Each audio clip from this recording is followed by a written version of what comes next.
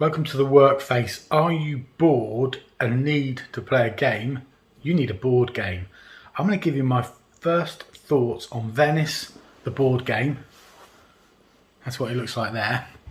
And I'm going to tell you, can you play it in two-player mode if you're a beginner without Smugglers?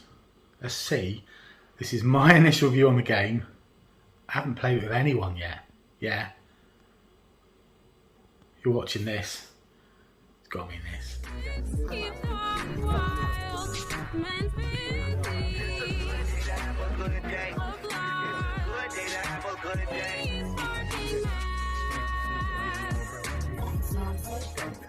I couldn't have said it better myself.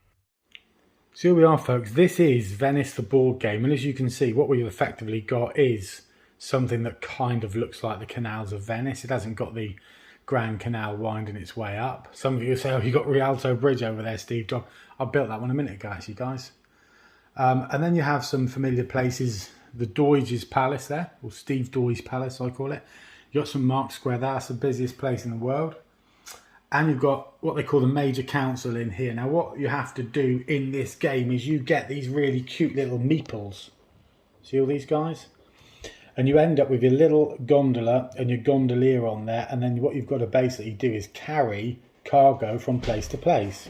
So you've got these lovely little meeples and all the little characters. Let me just show you one of them, these here. So here you go. You get your little gondolas. Aren't they cute? And then to drive your little gondola around, you've got a little gondolier there.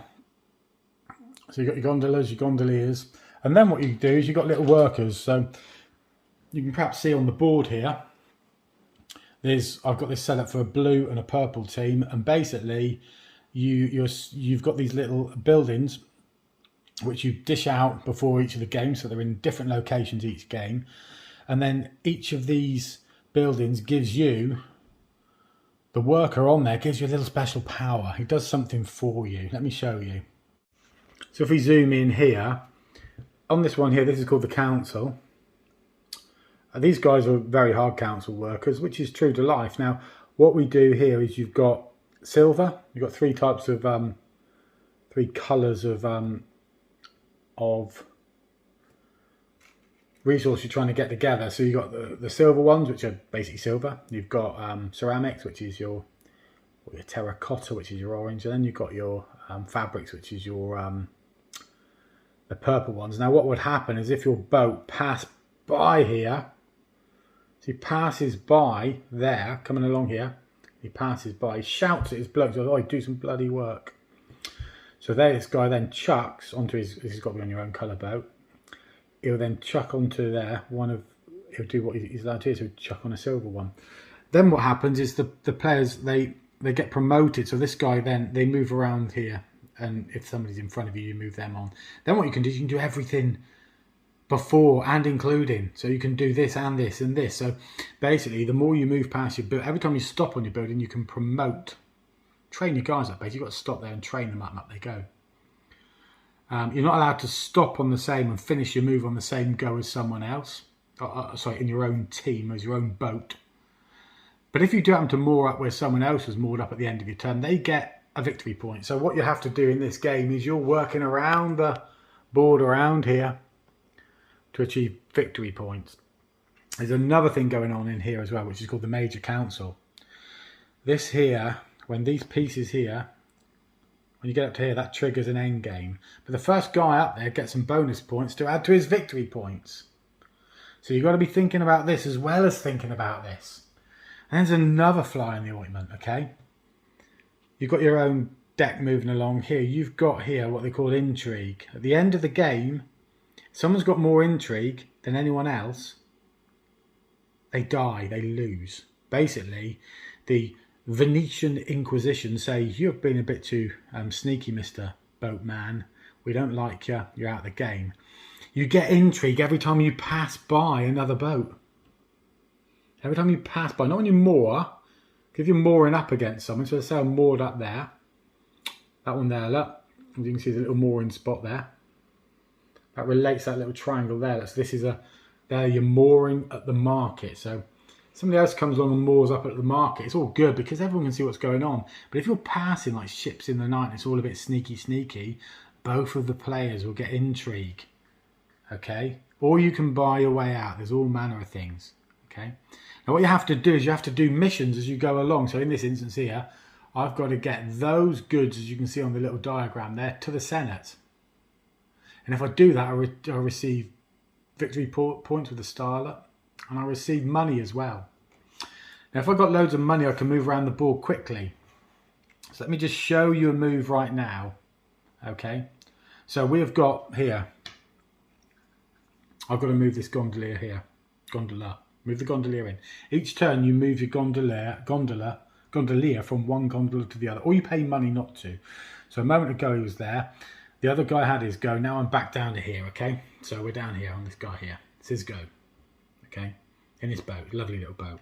So I'm looking at my card and thinking, what have I got to do? Well, I've got to deliver 3 gold and 2 silver, as it looks like, to the library. The library is situated up here. 3 gold and 2 silver. Well, as it happens, this guy hasn't got any, so that's a waste of time. But this guy up here is all loaded up. So I'm going to move him next time and get him right around to there. That's where the library is, right over here.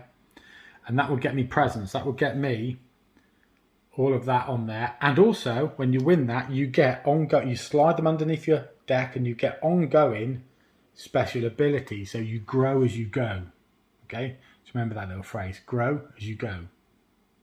So here we are then, folks. So basically, the guy at the top's going to secure that mission. Now, I can continue going around here and picking up the odd mission and the odd point here and there. But really and truly, oh, there's another thing. If you can get all of your 10 workers out, you get 8 bonus points. So I'm going to do that right now. So what you do when you move is this. You put that one down. That gets you a free go. Every time you go over a coin, you have to pay. But you get a free first go. So I get a free go and I move up to there. Okay. Then what I'm able to do is, I've got my last guy here. I can place him on there and say, get the work, Sonny Jim. And he says, yes, boss. Because this is what they like in Venice. They work hard. None of this lying around shenanigans. So there, I get that silver for that guy. If there was someone else there, they get pushed on around. So you sort of promote everyone in front of you. But there's no one in front of me. So it's all good. This guy's right at the top of the tree. And this one, he's boss. Now, what that means now is I've actually put out 10. You can trust me. They're 10 of my blue guys. So I'm going to get 8 bonus points. So here, I'm going to move from 13 round to 21 if you're good at the math. So now I'm in the lead on that board. Okay. But trouble is, I've only got 1 mission card left. Now it comes across to the purple guy's go. Right, so let's have a look then. What the purple guy got to go. So at the moment, his gondolier's sat right in the middle there. Okay. So I'm going to give him the little wave counter so he knows it's his go. And then he's going to move his gondolier over to his other gondola, and I've been doing that as a matter of course. I know I can spend money not to do that, but I'm thinking, well, it saves money. I'm learning the game. Let's just move it. Okay, so what do I need to do? I need to get loads of silver to the docks. I can't achieve that. I've got to get 2 gold. Here we go. That's 1. 2 gold. If you can see this, 2 gold and 1 purple, as I call it, to the mint. Where on earth is the mint? So this is where it gets quite interesting. There's the mint. There is the mint. It's down there. Look. So I'm going to show you what we do here. So I want to get down and get those presents.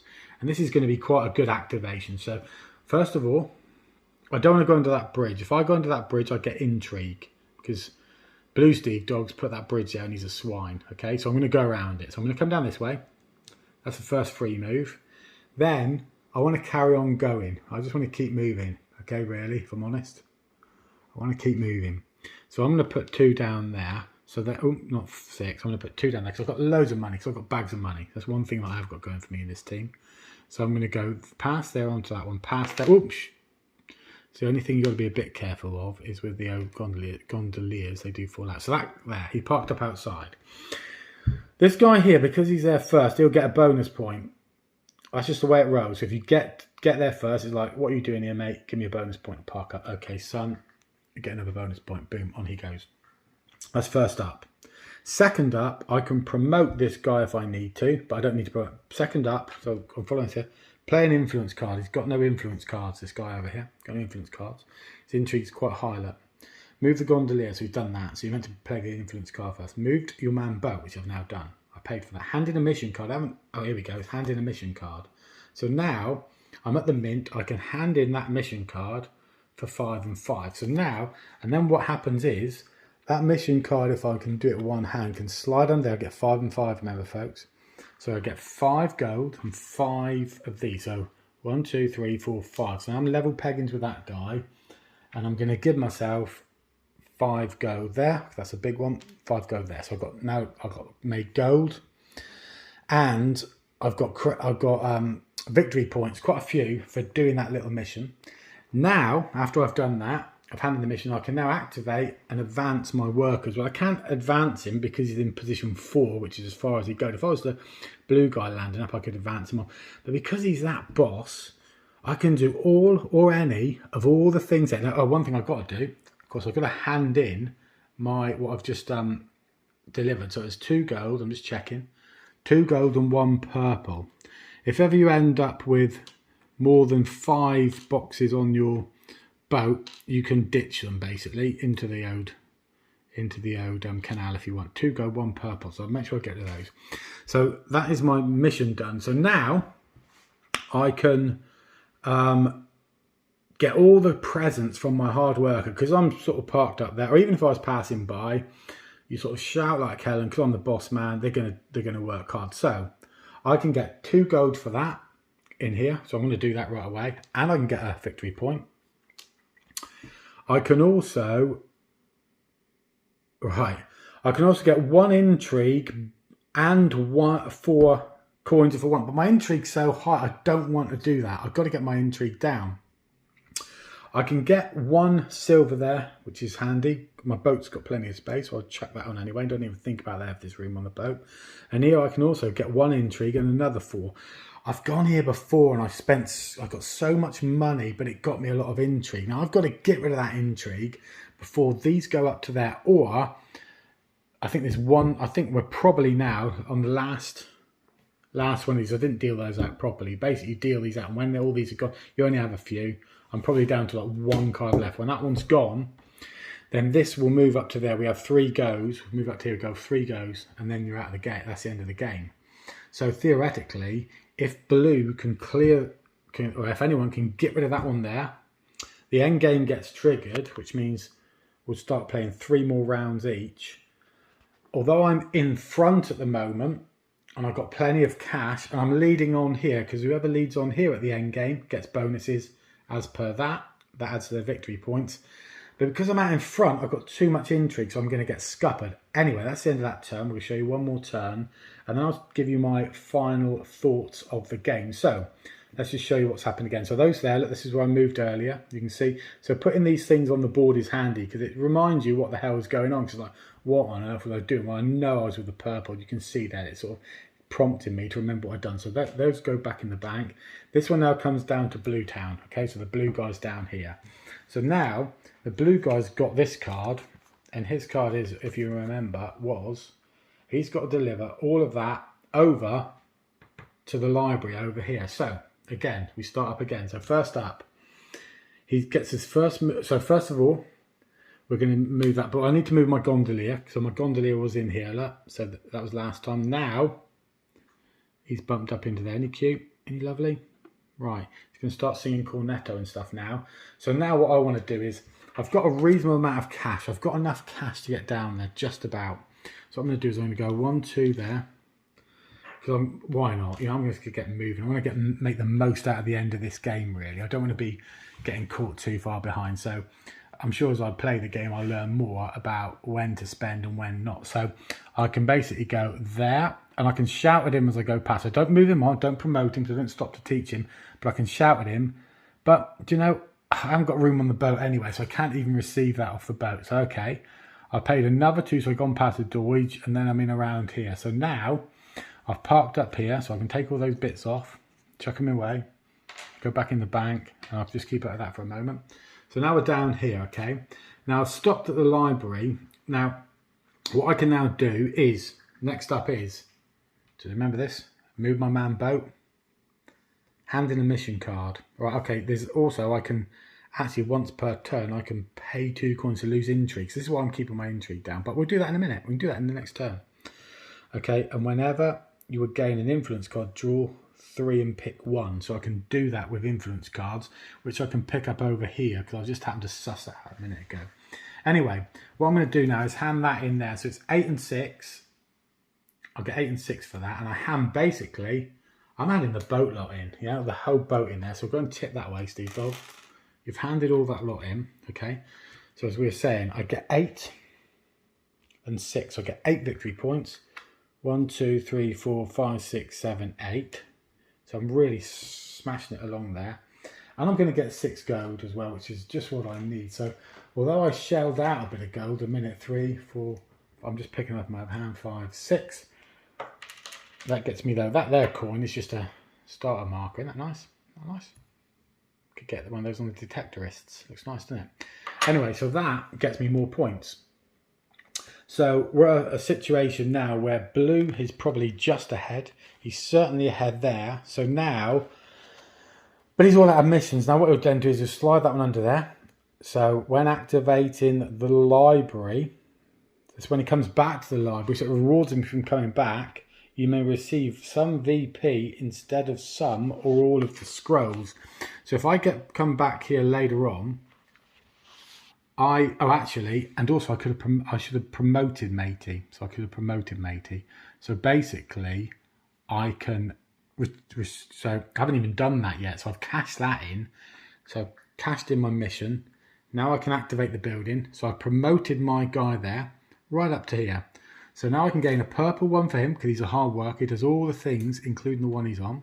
I can gain 2 scrolls, so that makes bump. Scrolls are handy because they're no form of currency. And here, -2 on the intrigue, which is down here. So I can go bump. So my intrigue is now down to 1. Okay. And also, I remember myself a minute ago, I can trade in 2 coins and bring my intrigue right down to 0. So now I'm the squeakiest, cleanest bloke you've ever seen at the market or in Venice. And everything is absolutely tickety-boo. So there you go, folks. I'm still playing on my own without any of the smugglers. So what the smugglers do on a 2-player game, they allow you to move additional characters. There's an extra 2 boats that you put in there, and you move those guys around, and it effectively just adds an extra twist to the game and makes it a bit more busy than it would always ordinarily be. But I was starting out on this video saying, can you play 2 players without all of that, just to learn the game? And undoubtedly the answer is yes. So this is it's a fetch and carry delivery drop off game, if you like. What you have to do is take things, primarily take things from point A to point B, or pick things up and take them to point B, go around the city and gather things. But to do that, you've got to have almost like a bit of an engine building game to get your guys working, to build up the resources to allow you to do that. Then you've got to drop everything off around the city, but then you've got things like the major council going on, which is a way that you can basically advance and get bonus points. You've got the option to put down, let me just flip that camera around. You've got the option to put down your all your 10 little meeple helpers, which can get you bonus points. So you get your major counts there. I just explained all this earlier. You can go to regular places on the board to get money, to move you up the major council, to get victory points, so you can, all those sorts of things. And then finally you've got this, you can gain special abilities as you go by completing the missions. So investing in missions is a good thing, but then finally you end up with this intrigue business. So this player here has to get rid of intrigue as quick as they can, and they're going to have to figure out how to do that. So what they might need to do, for argument's sake, is try it here. They can keep coming here. They can reduce the amount of intrigue. What I could have done is I could have put my boat, my bridge over here, so if they kept moving around, maybe in here, I'm just forcing them in a certain way. So you need to look at where you're going to be deploying your men to help you either promote a good situation or get out of a bad one.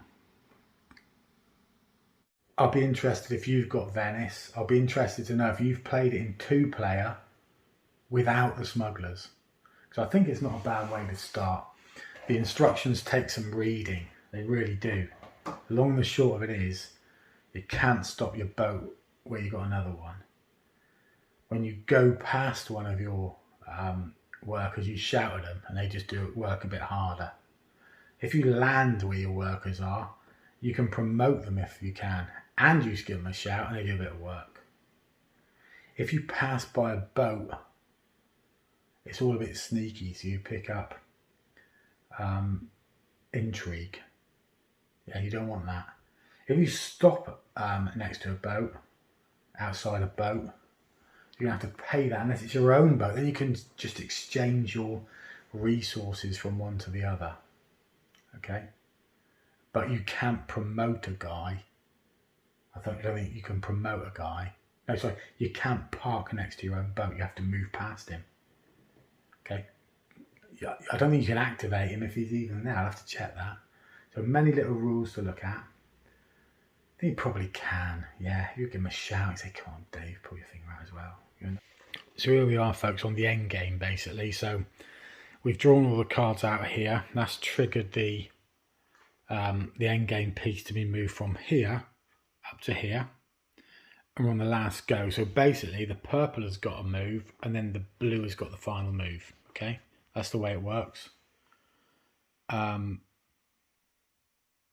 Because it was triggered after the purple had its go. So now we're in a situation where around the running track around the outside, purple's in the lead.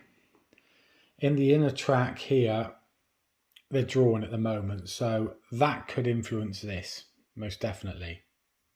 Okay, that could influence this. The blue has managed to bring his intrigue right down to 1. And he can even pay for more in a moment to reduce that to 0. Because he's got a special ability. This guy's still got 4 intrigue. Now, luckily, a moment ago, he had 7.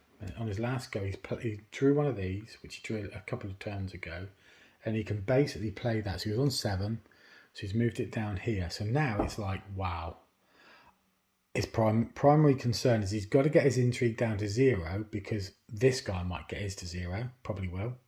So I've got to get rid of 4 intrigue points. So you think, how on earth am I going to do that? Now, thankfully, he's got a lot of money. Now, the turn starts, so this guy's just finished here, with a gondolier over here. So he's going to move the gondolier into here, and he's going to be looking for minus things, okay? Now, what can he do? I was thinking he could... He's only just sat... I think he's only just sat on the council there. He can only get that. I was thinking I'd get a -3. He can't get that. He could move up past here and get a -1 there. That might help. That'll help him a little bit. But he needs to be able to reduce his intrigue massively. And he's got no one here where you can reduce intrigue. So I think he's almost lost the game. I think he's lost the game. So what I could do, for argument's sake, is because I've got loads and loads of cash, can I buy myself out of jail at the end? Well, you can only play your influence cards at the start of a turn. So if I went around and tried to pick up some influence cards, I can't do anything. I don't think I can cash. I've got no scrolls to cash in, so I'm stuck with stuff there. I don't even know if I can cash scrolls in. The scrolls haven't really done a lot. And this guy here, I should have spotted it earlier and promoted this guy up to here, where there's a -3. So he's kind of stuffed, really. So what I'm going to do anyway, just to show you a move, I'm going to pay 3 gold to keep my gondolier where he is. I can then move there 1 and then just see what unfolds, okay? Move that guy up there. So I'm going to keep going. Right, I'm going to keep going because I may as well. Because why on earth not? And then by putting the coins down, you can almost plot a route, and you're not allowed, you can see where I started, this is the side of that boat. You're not allowed to follow your track, so I can't go around and back through there. But what I can do is I can, for what it's worth, I don't know what I can do. Don't know what I can do. I don't know. I'm just going to go over here. I'm going to go down there just for the sake of it. Couple over there just for the sake of it. Couple over there just for the sake of it. I'm going to bring my boat all the way around to there. Promote that guy. Get a gold. Get a couple of scrolls. Get a influence card. Move up one place on the major council, but I can't play that until the start of the turn. 2 victory points. Bump bump, so I'm out in the lead again. Well out in the lead. But that's it. Can't do any more. So now the play comes back to this side. There's not a lot for me to do here, to be honest. All I'm going to do is literally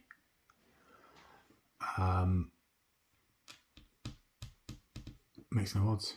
Makes no odds. I'm going to play. That's there. That goes there. Play that one there. Move up to the church. Promote the guy on 1. Okay. I'm going to pay 2 gold because I can. I've got loads of gold. I'm going to pay 2 gold. Let's get some change. 1, 2, 3. Didn't need to do this, to be honest. To bring my intrigue back to 0. I pick up a gold that I haven't got any room on my boat. I can reduce my intrigue by 1 anyway there. And that's it. So there you go. So the end of the game would end with, despite, so they would both draw here and get 9 points each. Makes no odds. So that would put that guy up to 49. That would go to 41. Makes no odds because, so that's those 2 out of play. At the end of the day, this guy's got the most intrigue, so he loses. So, really interesting game. Hold on one cotton picking minute, I've just read something. There's all manner of additional endgame rules which I hadn't read. That's going to influence the outturn of this game massively. So, it is what it is at the moment. I'm going to leave it as it is. So, Store's assistant influences. Everyone who placed 7 or 8 of the assistants equals the half roundup of the major council. So basically you get 9. Okay. Score assistants. Let's just think about this. So we've done that. Score assistants. Influence. Everyone who placed 7 or 8 assistants scores victory points equal to half roundup their major council track value.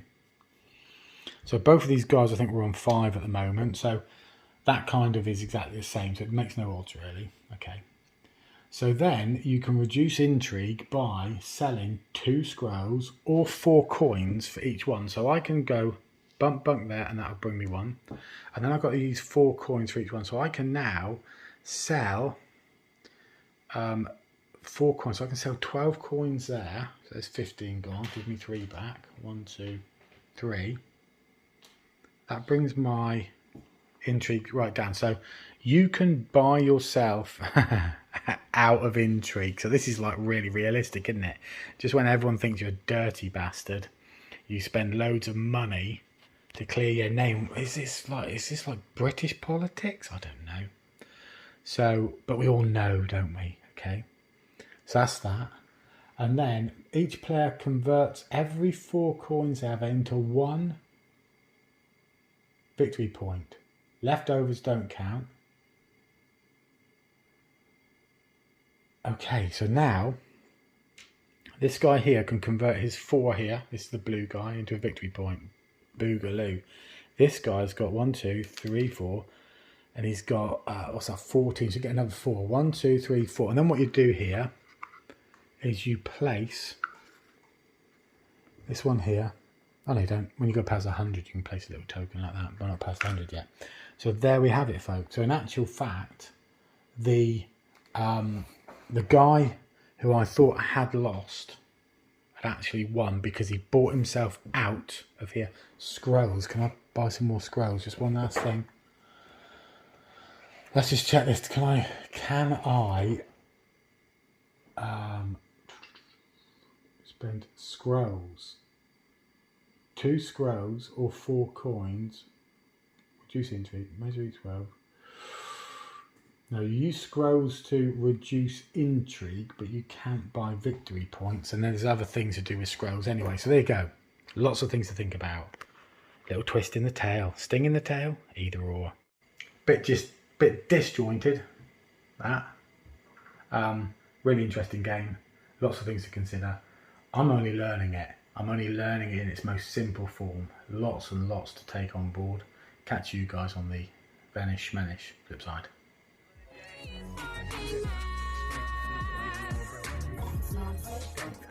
I couldn't have said it better myself.